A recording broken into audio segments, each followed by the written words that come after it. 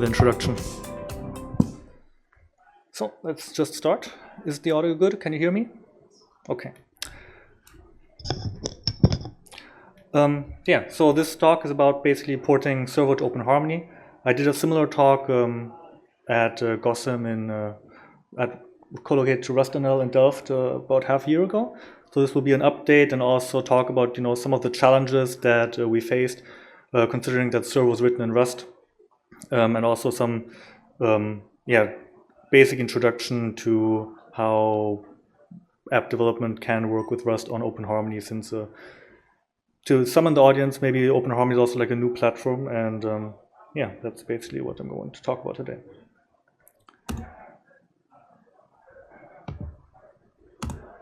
Okay.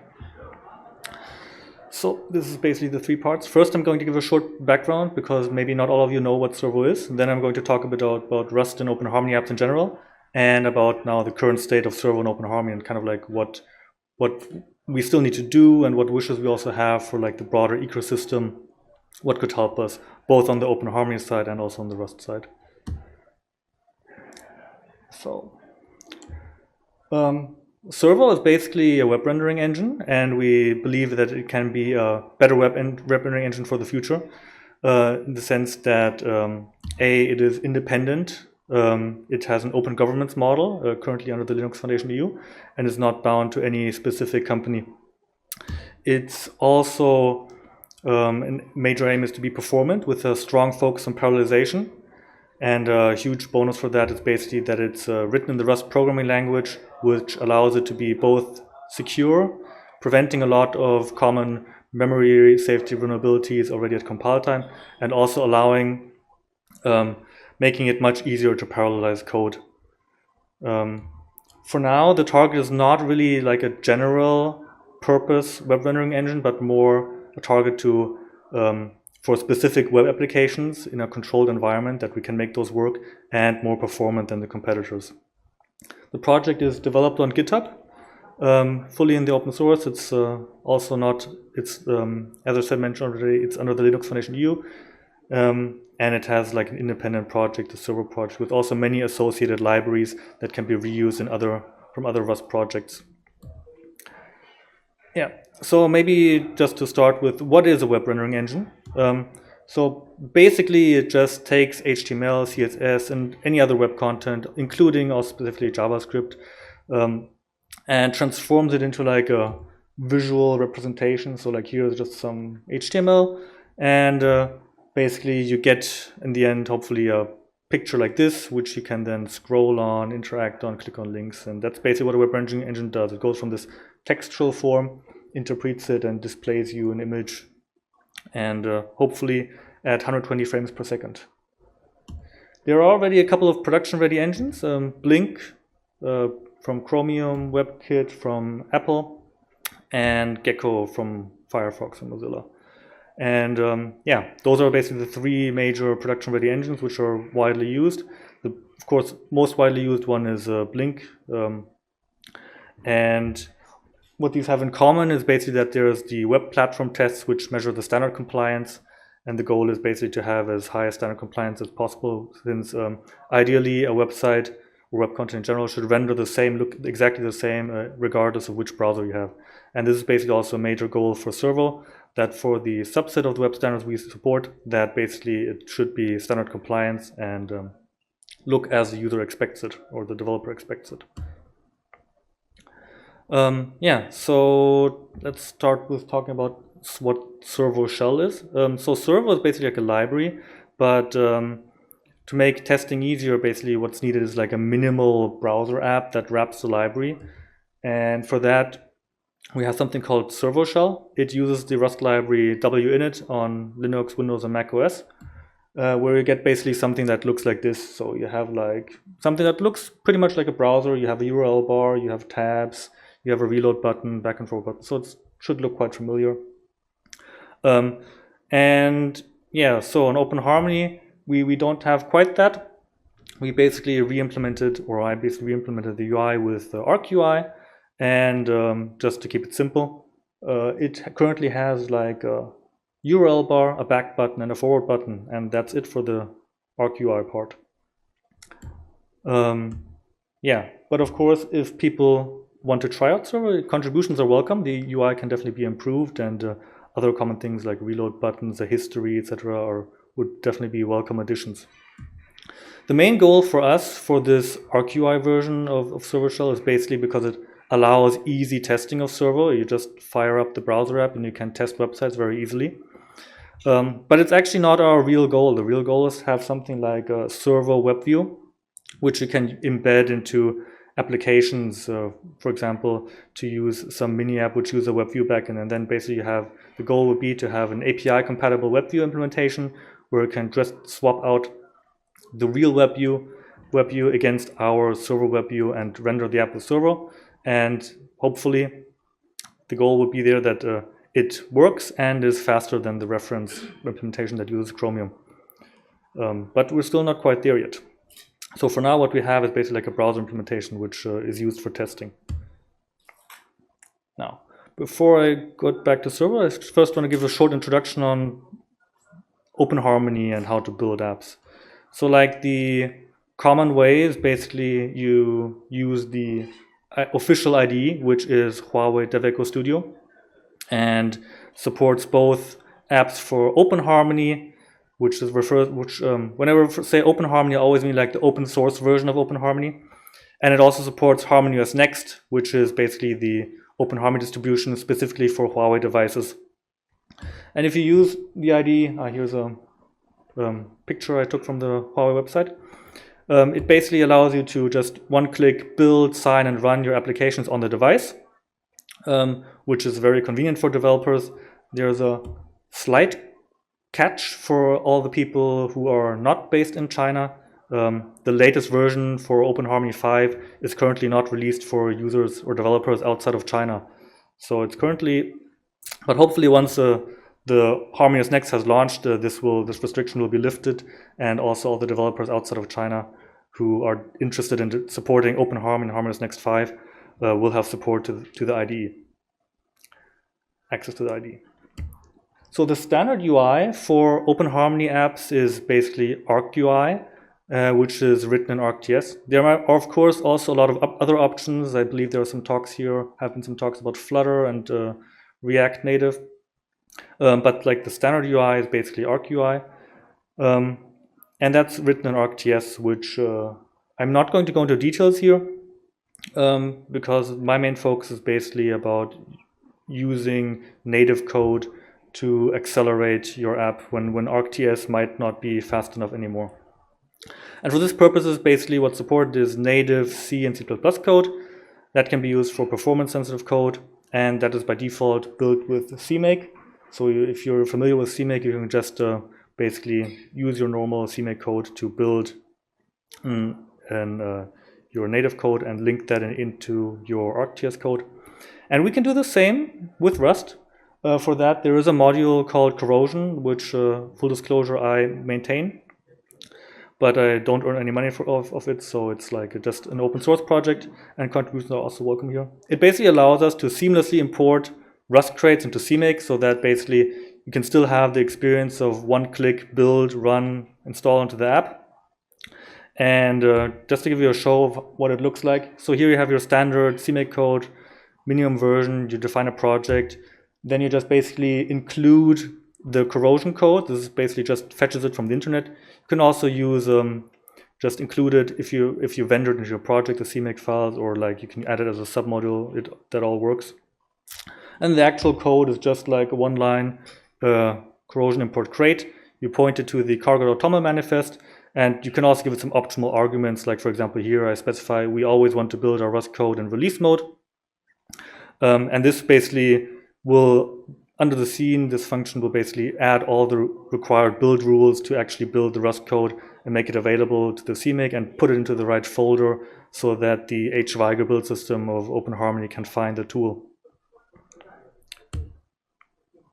Okay, so now that we have the build system part figured out, we also want to call Rust code from ArcGIS. And here OpenHarmony basically uses an API for the interface between TypeScript and native code. And yeah, There are some small differences between like the official Node API from Node.js and what OpenHarmony calls an API. I'm not going to go into details here, but basically like there are like 4 to 5 functions, I think, which are not supported, and also some additions from the OpenHarmony side. We don't really have to care about that. There is OHOS-RS, which is a fork of the popular NAPI-RS crate, which basically adapts this integration for OpenHarmony.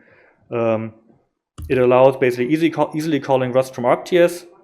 The documentation, if you're not familiar with what NAPI is can be a bit lacking, because most of the crates are not really documented, and you have to basically know the what NAPI does. But this can hopefully be improved in the future. I believe also that Richard Fu will be giving a presentation tomorrow, where there probably will also be some more details on OHOS-RS and the integration. And yeah, to like give a short example, I basically made a minimum example project, which is also on GitHub and available via the QR code over there, where you can basically see a minimum example of using Rust code in an OpenHarmony app. So yeah, now I have to use my mouse.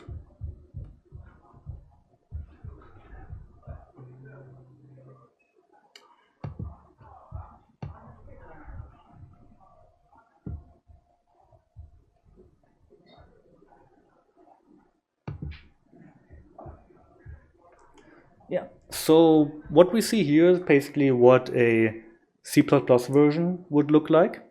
You have some, is it large enough? Probably not. But basically you see, so what this function does, it's add, so it adds two numbers and returns a number.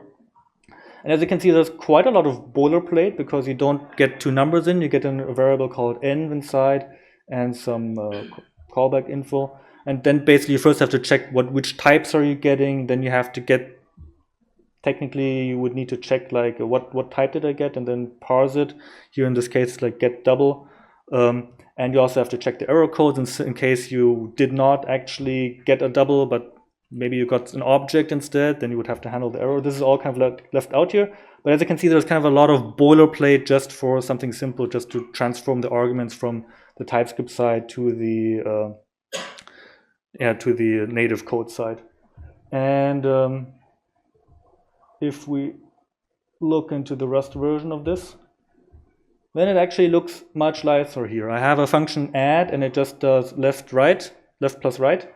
And all that we need to make it work is kind of like put this hash NAPI macro on top of it, and this will basically already do all the conversion for us, and also return an error if like the types didn't match. Yeah, this is basically what I mentioned previously from the OHOS-RS fork of NAPI-RS.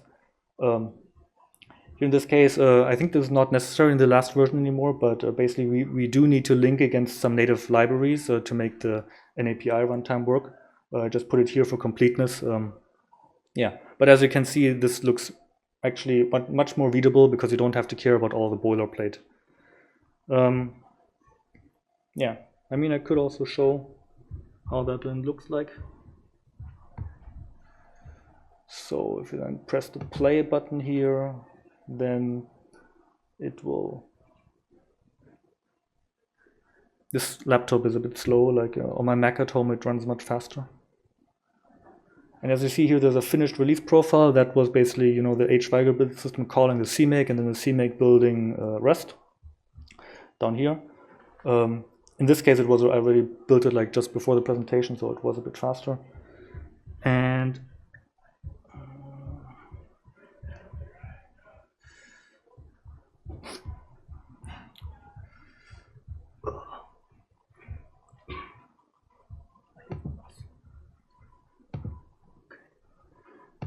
on my screen, basically this window popped up, and now we basically have this function. And in the TypeScript code, basically we call the add function whenever there's a click. So if I start clicking here, then the add function, which in this case is implemented in Rust, gets called, and so that works just fine. Yeah, Of course, Servo is a bit more complicated. There's a bit more code behind that, but just wanted to give a short demo of how like the minimum app could look like.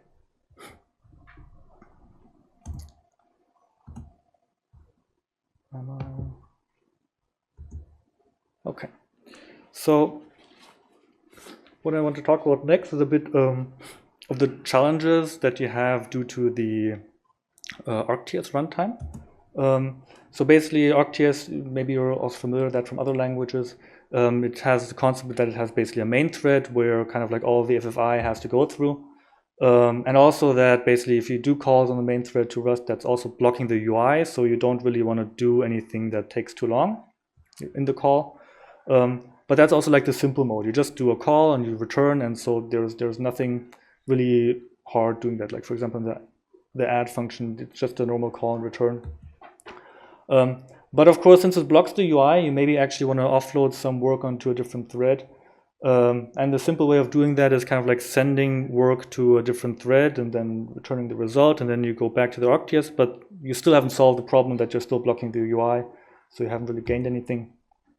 Ideally, you would want to just send the thread back, send the result back directly to ArcTS from the other thread, but that just doesn't work because again of the main thread limitation, you have to call back from the main thread into the ArcTS runtime.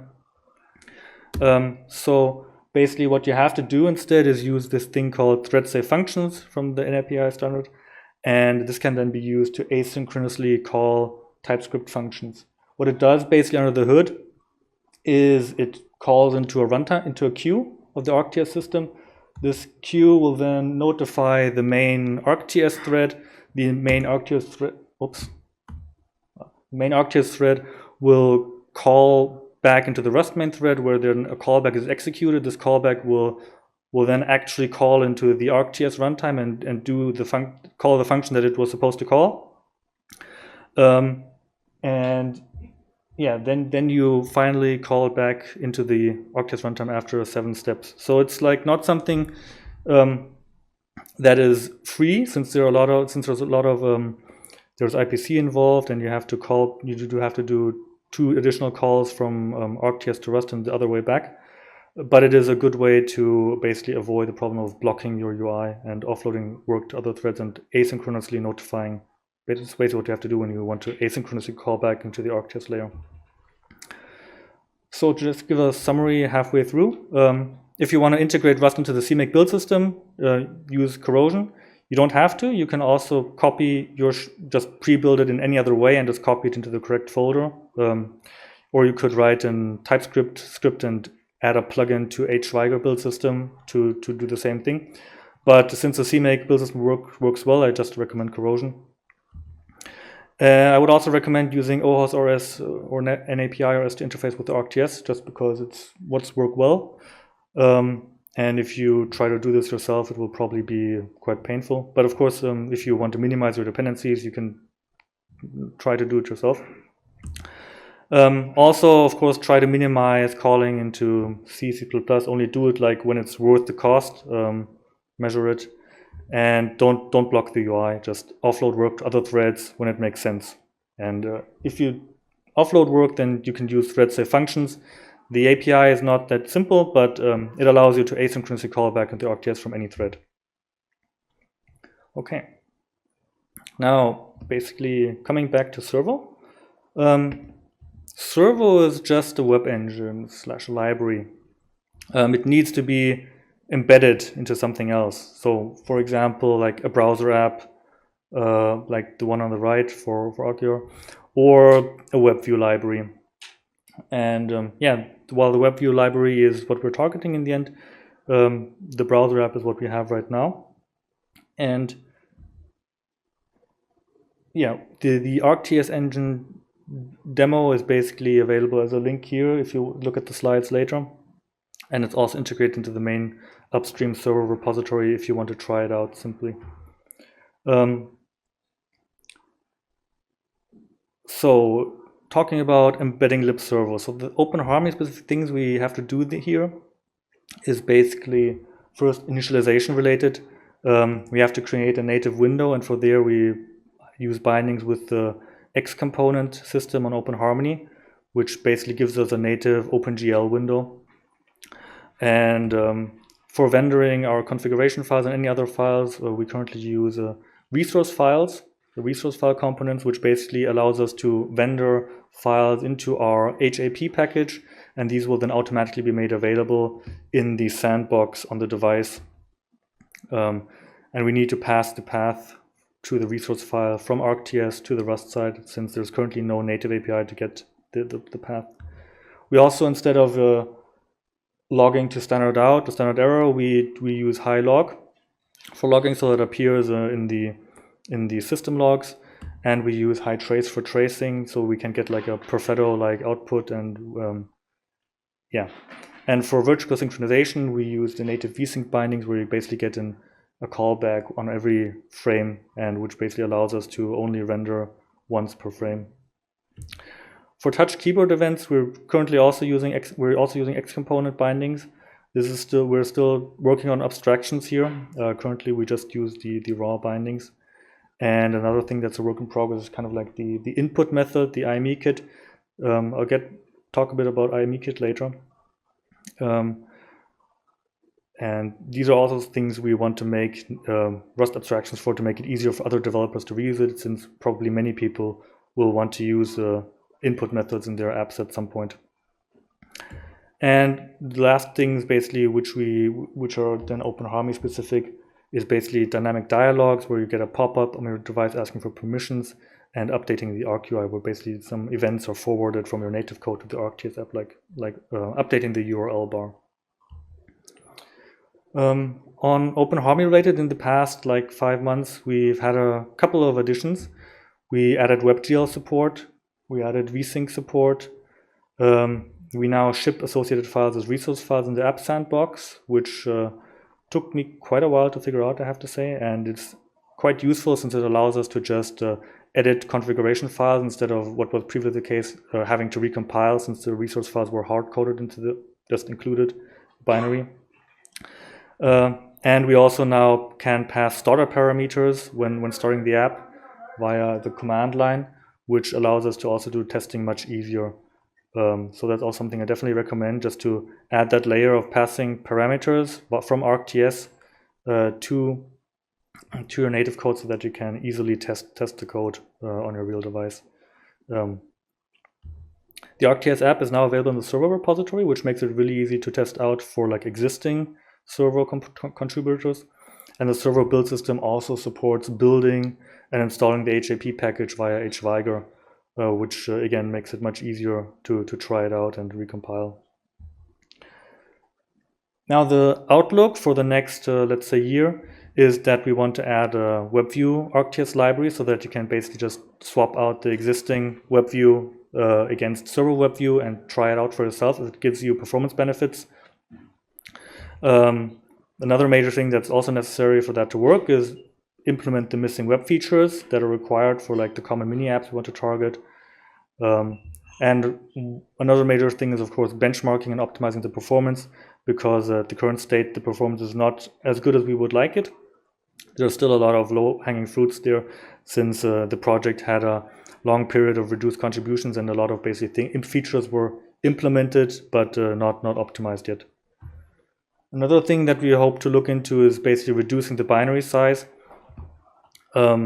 since if you want to ship Servo as a WebView replacement, and it's basically not a system component, then the size of the WebView component basically directly influences the final app package size. So we have to spend a lot of time basically optimizing the binary size, so that when users download the app, that the app package doesn't double in size. For that, one major goal is also increasing the modularity. I think Nico mentioned it this morning already, that basically Servo has modularity as a goal, but is not quite there yet. And it's basically a requirement to reduce the binary size, that we can strip out the components we don't need. And for OpenHarmony specific, there's still a lot of to-dos there. One important one is window resizing. You don't really notice it on smartphones, just because there's not a lot of resizing on there. You have like one fixed window size. But it does get noticeable if you start using it on a PC version of OpenHarmony. Then when you resize the window, it just gets stretched, and that doesn't look so nice. The next major thing is input method support, because if you go to like google.com or to other search engine and you really want to type in text, we have a implementation of that, but it's not quite ready yet, and we're working on abstractions for that. And of course, media is one major issue. There are also more. There's a tracking issue if you're interested and want to help out. Yeah. Last point of my talk, I basically want to talk about some challenges that we currently have when creating Rust abstractions for OpenHarmony, like C or C++ APIs. And yeah, the one thing I want to talk about here is that many OpenHarmony APIs basically allow a form of polymorphism by attaching callbacks to a structure. And those, of course, have to be C ABI, because that's just what the OpenHarmony APIs are in. But for users of our Rust abstractions, we kind of want to provide a Rust library where the user just needs to implement a safe Rust trait. And yeah, a safe Rust trait generally is not C ABI compatible. So somehow our library needs to handle the necessary conversions and also the safety requirements for the user. Now, one challenge is here that in many OpenHarmony APIs, the C structure, which allows polymorphism, does not allow us to attach arbitrary data. So, for example, a pointer to our didn't trade item. And that means we need to implement dynamic dispatch to the trait object ourselves. And that directly results in quite a lot of layers of indirection, which in some cases might not matter because it's not on the hot path, but in other cases it does. So just as an example to give something here, so on the IME side, the IME has, of course, a lot more things that need to be implemented, but like the basic thing is you have a function insert text. It takes as input a string, and this is then supposed to be inserted into the text field. This is the Rust trait. And on what you have on this as an OpenHarmony API is basically you have an insert text function, which takes a pointer to the text editor proxy, which is just a C object that we don't have any control over and can't attach data to. It also takes a UTF-16 string, which also means from our side that we have to do some conversion since Rust strings are UTF-8, while the OCTS strings are just UTF-16. So we have to do an additional conversion for the user there, which depending on the length of the string will also be costly. Yeah, and as an example here, so just we have google.com open, we want to type something. This means basically the insert text function, which defines the callback, would be called.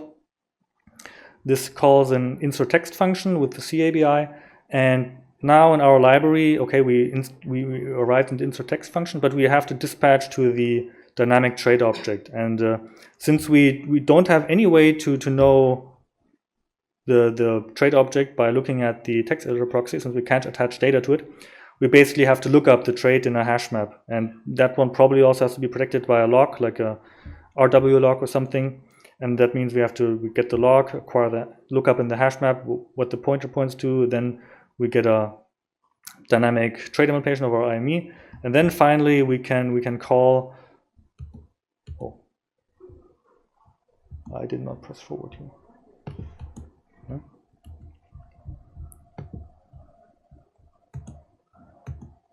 We look up the Rust trait in the hash map, and that's also behind a box, and then we dereference that and then call the pointer, and then finally the Rust trait implementation will actually update the string, and our text box will be updated with the text.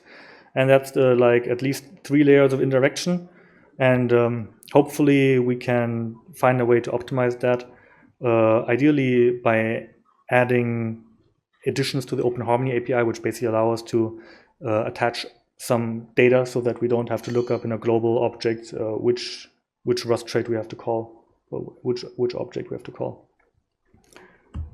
Yeah. I also want to mention we are open for contributions. So the project is fully in the open source under github.com/servo. There's also a chat under the Zulip chat, and it's free for anybody to join. And also, if you're working on Rust abstraction, or if you're working on Rust in your company, then I'd be happy to talk with you. Since I know there are also other people working on Rust, and it would be good to like share some efforts and don't, like split up the workload so that everybody does a part, just to improve the future situation of Rust on OpenHarmony. And as a backup slide, basically here I'm already finished. But if you just want to try it out without doing too much compiling yourself, there's actually a pre-built HAP nightly version of Servo that's available under servo.org/download. You can just install it with the HTC tool, HTC install servolatest.hap, if you're familiar with HTC. But when I say OpenHarmony, that means like the open source OpenHarmony. So if you have like an RK board or like the OpenHarmony developer phone. For HarmonyOS Next, it currently requires compiling and signing yourself, simply because we don't have a release signature yet for HarmonyOS Next. But you can also do that either in the server repository or in like this demo repository. Just open the project in Devico Studio and flash the device and run the emulator. Or if you're building from source, then the Mach build system basically of Servo also supports that you can just do Mach build, and you have to pass -- flavor HarmonyOS, and install it's the same. Also basically pass the flavor HarmonyOS, and it will use HTC to install it to the app, to the device. There are some more instructions in the Servo book for compiling from source, but at least if for OpenHarmony itself, it's quite easy to install it via an HAP file. With that, I'm finished. I can also show a short demo of actually running Servo. Let me just bring up. Yeah.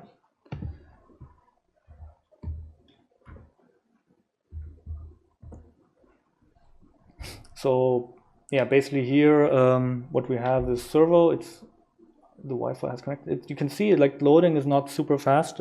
It's probably also a bit because of the Wi-Fi, but yeah, it loads the web page, in this case Sugo, and you can if I pull this window over, you can actually see that this is not the default URL, but basically just to make testing easier, you can pass the URL as a command line parameter when starting the app, which makes it easier, for like if you want to do some automated benchmarking or testing, that you can just pass the URL over, which we then plan to use basically in benchmarking automatically. And we also have like a limited form of the IME already available. So here, the IME will pop up when we type, and then we can search something and it will actually insert the text. Like up there, you now have some characters. Emojis can also be inserted, but like the font system doesn't load emojis yet. So that's something still on the to-do list. And with that, I am finished.